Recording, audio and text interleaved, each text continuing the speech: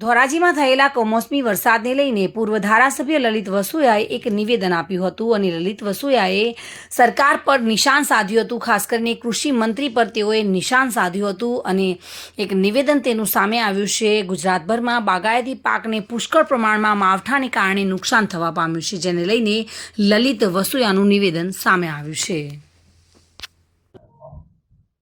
જ્યારે કુદરતી આપત્તિ ખેડૂતો ઉપર આવે છે, એ અતિવૃષ્ટિ હોય, માવઠું હોય કે પવન સાથેનો વરસાદ હોય, ત્યારે ગુજરાત સરકાર દર વખતે સર્વે કરશું અને સર્વેના આધાર ઉપર નુકસાની હશે તો ખેડૂતોને સહાય ચૂકવવાની વાત કરે છે.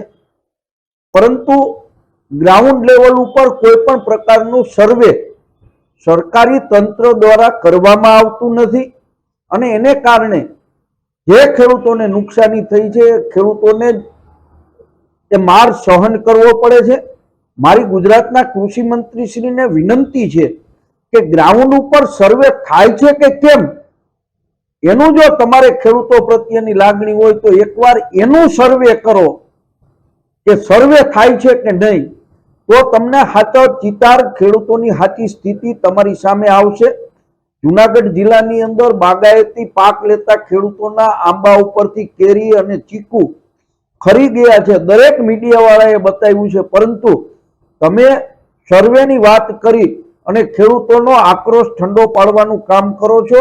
આ સરકારની નીતિ ખેડૂત વિરોધી છે, એ સ્પષ્ટપણે દેખાઈ આવે છે.